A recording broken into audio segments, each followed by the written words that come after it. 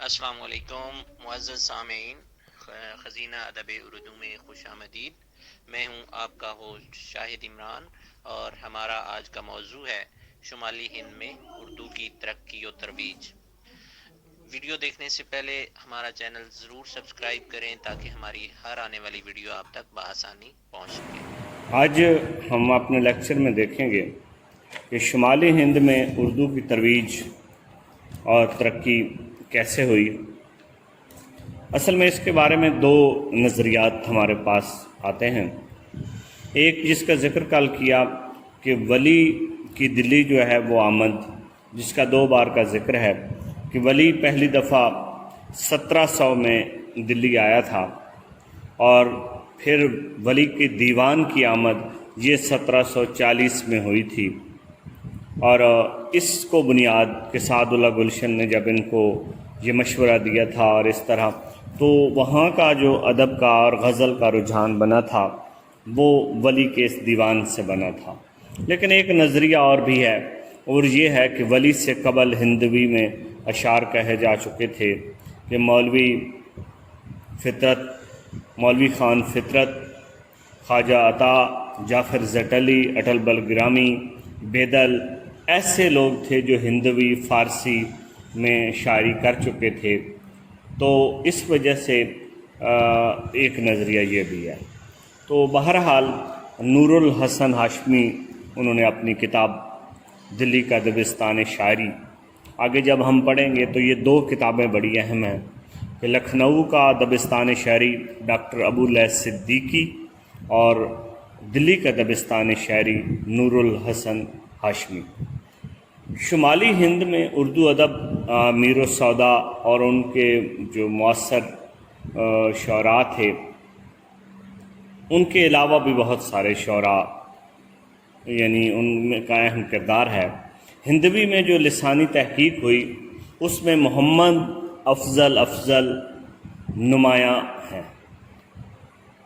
جب قیم الدین قائم چاند پوری یا میر حسن نے اپنے تذکروں میں اس کا بڑا ذکر کیا ہے، اور اس محمد افضل کا عہد اکبر کے عہد سے ملایا ہے۔ اور اکبر کے عہد میں جیسا کہ کل دکن میں بھی پڑھا تھا اور نظریات میں بھی کہ اردو کی ابتدا کے حوالے سے جو میر امن کا نظریہ ہے وہ بھی اکبر کے دور کی طرف جاتا ہے۔ تو یہ محمد افضل نے ایک بکٹ کہانی 12 ماسا کے نام سے ایک وہ عشقیہ واردات لکھی تھی۔ ایک ہندو عورت عشق میں مبتلا ہوتی ہے، اس کی وہ ایک کہانی اس کو اس شاعری کے روپ میں ڈالتے ہیں۔ اسی طرح شاہ مراد فارسی اور ہندی کے شاعر تھے، وہ اس شمالی ہند میں اردو کی ترویج میں اہم کردار ادا کیا۔ صوفی شاعر شیخ عبدالشکور شاکر، ان کی بہت سارا کلام ملتا ہے۔ جنوبی ہند کے برعکس فارسی یہاں کوئی اجنبی زبان نہیں تھی، سرکاری پرستی اس سے اتنی میسر نہیں تھی جتنی وہاں تھی۔ بہرحال شمالی ہند میں اردو ادب معاشی بدحالی اور لا مرکزیت کے متوازی، مغلیہ سلطنت کا زوال، درباری سازشوں، ان حالات میں غزل کا بوٹا جو ہے وہ دکن سے دلی میں آ جاتا ہے۔ اب دیکھیں دلی کا جو مزاج، شمالی ہند جس میں دلی بھی شامل ہے، یہاں کا مزاج اور تھا اور دکن کا مزاج اور۔ ایک اور بات قابل ذکر ہے کہ اس عہد میں سب سے زیادہ جو ہمیں چیز ملتی ہے، غزل تو ہے ہی صحیح، تذکروں کا ایک سلسلہ ملتا ہے۔ تذکرے تنقید کی بنیادی چیز، آج جو تنقید کی ترقی یافتہ صورت ہے یہ دراصل تذکروں سے ہی تھا۔ آج تو تنقید کی جدید تھیوریز آ چکی ہیں اور اس میں آگے بہت سارا کام آ چکا ہے۔ آگے اس کے دبستان، جمالیاتی، نظریاتی، اس کے بعد نفسیاتی تنقید، عمرانی تنقید، بہت ساری تنقید کی اقسام ہیں۔ لیکن شروع میں یہ ہوتا تھا کہ شعراء کی زندگی کے بارے میں قوائف مرتب کیے جاتے تھے، اور جو تذکرہ نگار ہوتا تھا وہ کچھ نہ کچھ ان کی زندگی اور ان کی شاعری کے بارے میں اپنا ایک نظریہ پیش کرتا تھا۔ اصل میں یہی بات آگے چل کے تنقید کی بنیاد بنی۔ آب حیات جو تذکرہ نما ہے اور تنقید کی کتاب سمجھی جاتی ہے، بعض کہتے ہیں نہیں یہ تنقید کے معیارات پہ پورے نہیں اترتی، بہت سارے شعراء کا اس میں تذکرہ ہے۔ تو بہرحال تنقید کی ابتدا میں تذکروں کو اہمیت سے انکار ممکن نہیں ہے، اور تذکروں میں نامور شعراء نے میر، مصطفی، شیفتہ ایسے لوگ تھے جنہوں نے تذکرے لکھے، اور ان تذکروں میں ان شعراء کی زندگی کے بارے میں تاریخ پیدائش، وفات اور دیگر چیزیں ہمیں ملتی ہیں۔ مثلا میر تقی میر کا جو تذکرہ ہے نکات الشعراء، بڑا مشہور تذکرہ ہے، اور اس میں تقریباً 100 شعراء کا ذکر ہے۔ بعد میں فتح علی حسین گردیزی ریختہ گویاں کے نام سے اس میں 98 شعراء کا ذکر ہے، اور اس میں ان 25 شعراء کا بھی ذکر ہے جن کا میر نے ذکر نہیں کیا تھا۔ قائم چاند پوری کا مخزن نوکات، قدرت اللہ قاسم کا مجموعہ نغز، مولوی عبدالکریم کا طبقات شعراء ہند،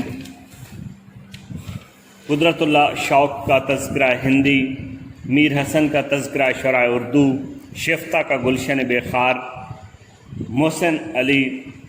محسن لکھنوی کا سراپا سخن، اس میں 737 شعراء کا سراپا بیان کیا گیا ہے۔ مرزا لطف علی کا گلشن ہند، اور اسی طرح اردو شاعرات کے حوالے سے حکیم فصیح الدین رنج کا بہارستان ناز، اس میں جو شاعرات ہیں ان کے بارے میں تھا، اور ان میں طوائفوں کا ذکر بھی ہمیں اس کے ہاں ملتا ہے۔ تو اس طرح کے اور بھی تذکرہ نگار ہیں، تذکروں کو آپ دیکھیں گے۔ تذکروں کے ساتھ دلی میں میر و سعادت سے قبل جو ہے وہ جس شاعر نے زیادہ ترقی کی تھی وہ سراج الدین خان آرزو تھا۔ فارسی شاعری بھی کی، سراج الشعراء بھی اسے کہتے ہیں، سراج المحققین کے القابات سے نوازا گیا۔ گہرا لسانی شعور رکھتا تھا۔ سراج اللغات اور غرائب اللغات نوادر الفاظ ان کی کتاب، اور یہ کتاب جو ان کی کتاب ہے غرائب اللغات یا نادر نووارد الفاظ، موخر ذکر عبد الواسع ہاسوی کی تصنیف تھی۔ خان آرزو نے اس پر کچھ ترمیم اور اضافے کیے۔ سراج کی زبان و بیان اور الفاظ و اشعار کے حوالے سے 22 کتابیں ہیں۔ اسی طرح حاتم شیخ ظہیر الدین حاتم سودا اور رنگین کا شاگرد بھی تھا، استاد تھا بلکہ سودا اور رنگین کا۔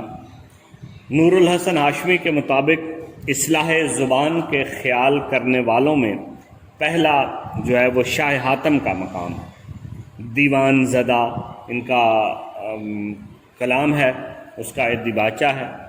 تو اس طرح یہ شمالی ہند میں اردو کا ایک سلسلہ شروع ہوتا ہے، جہاں سے آگے ایہام گوئی تحریک کا ایک سلسلہ شروع ہو جاتا ہے۔